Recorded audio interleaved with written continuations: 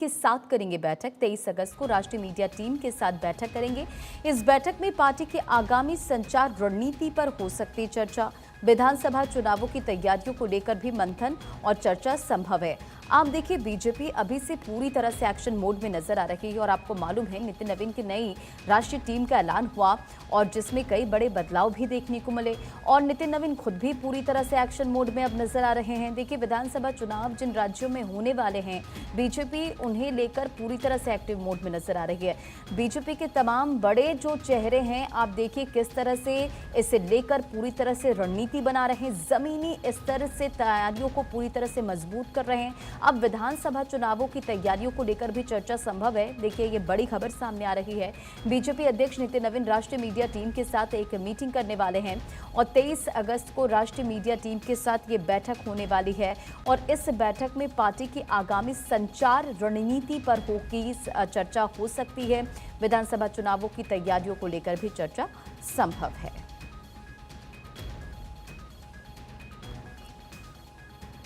तो नितिन नवीन ये बैठक करने वाले हैं।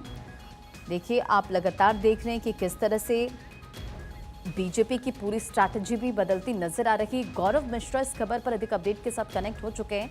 और गौरव, बीजेपी अध्यक्ष नितिन नवीन राष्ट्रीय मीडिया टीम के साथ बैठक करने वाले, इस बैठक में क्या कुछ खास होने वाला है? कि राष्ट्रीय अध्यक्ष जो नई टीम बनी है, उस नई टीम में हमने देखा कि नई टीम में नए जोश, नए उमंग के साथ तमाम उन चेहरों को लिया है जिनकी अगर उम्र सीमा की बात पे 50, 52 ऐसे उनकी उम्र सीमा, यानी हम कह सकते हैं यंगेस्ट जो टीम है ये तैयार की गई है। और बीजेपी के राष्ट्रीय अध्यक्ष नितिन नवीन की अगर मैं बात करूं तो 23 अगस्त को राष्ट्रीय मीडिया टीम के साथ वो संवाद करेंगे। इसके अलावा बीजेपी के राष्ट्रीय अध्यक्ष नितिन नवीन 23 अगस्त को पार्टी के मीडिया टीम का जो हिस्सा है उससे भी अलग से संवाद करेंगे। और नई टीम के गठन के बाद नितिन नवीन लगातार अलग अलग जो टीम के संगठन के लोग हैं उन टीमों के साथ वो बैठक कर भी रहे, उनसे मिल भी रहे हैं। और इस बैठक की अगर बात करें तो देखिए, तमाम ऐसे लोगों को दायित्व दिया गया है जो पार्टी में भले पुराने रहे हों, लेकिन जब उनको दायित्व दिया जाता है तो उस दायित्व के बारे में भी राष्ट्रीय अध्यक्ष जो है उनके साथ चर्चा करेंगे, उनके साथ संवाद करेंगे। और राजनीतिक और नीतिगत मुद्दों पर बीजेपी का संदेश किस तरीके से होना चाहिए ताकि वो जो लोग हैं, आखिरी कोने में बैठे लोग हैं, उनको कैसे इंपैक्ट कर सकता है, इसके बारे में भी राष्ट्रीय अध्यक्ष नितिन नवीन की तरफ से उनको ये जानकारी दी जाएगी।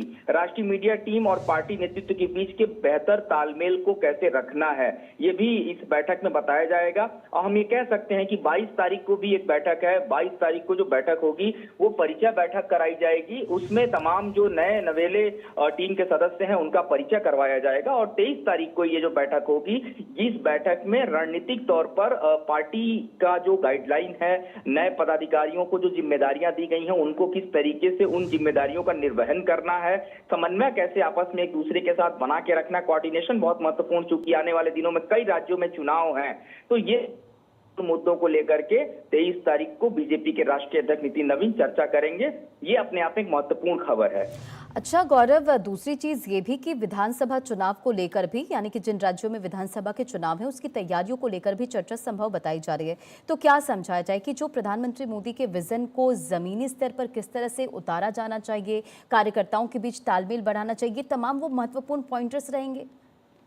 देखिए, निश्चित तौर पे आज अगर हम पार्टी के टॉप सोर्सेज की बात करें, उनका भी यही कहना है कि कैबिनेट की बैठक हो या फिर आम बैठक हो, पार्लियामेंट सेशन हो, सभी इस तरीके की बैठकों में बीजेपी के नेताओं को, वो चाहे शीर्ष नेता हो, चाहे कार्यकर्ता हो, चाहे सांसद हो, विधायक हो, सभी को ये दिशा निर्देश पार्टी की तरफ से दिया जाता है। सबसे बड़ा जो दिशा निर्देश वो ये है कि आज आने वाले दिनों में आपको सबसे ज्यादा सोशल मीडिया पर एक्टिव रहना है, युवाओं के साथ संवाद स्थापित करना है, अलग अलग बड़े जो कार्यक्रम हैं युवाओं से संबंधित, उस कार्यक्रमों में आपकी सहभागिता बढ़ानी है।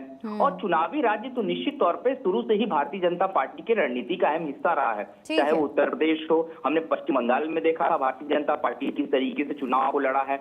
तो अब कहीं ना कहीं बंगाल के तर्ज पे ही उत्तर प्रदेश में भी चुनावी रणनीति जो है वो तैयार की जाएगी। हरियाणा, पंजाब की बात करें, पंजाब में भी इस तरीके की रणनीति पर बीजेपी काम कर रही है। तो हम कह सकते हैं जो 5 चुनावी राज्य हैं, उन चुनावी राज्यों में भी इस तरीके की पैठ रखनी है और ऐसी तैयारी रखनी है सवालों के जवाब आते हों, नैरेटिव अगर सरकार के खिलाफ बनाया जाता हो, उसका काउंटर कैसे करना है, ऐसे तमाम महत्वपूर्ण ठीक है। विषयों को लेकर के इन पदाधिकारियों को जो चर्चा और परिचर्चा के साथ की जाएगी। ठीक है, बहुत बहुत शुक्रिया गौरव, तमाम जानकारियों के लिए। नजर बनाए रखें आप। और इसी बीच एक बड़ी खबर अफ्रीका से। अफ्रीका में सोने के खदान में बड़ा हादसा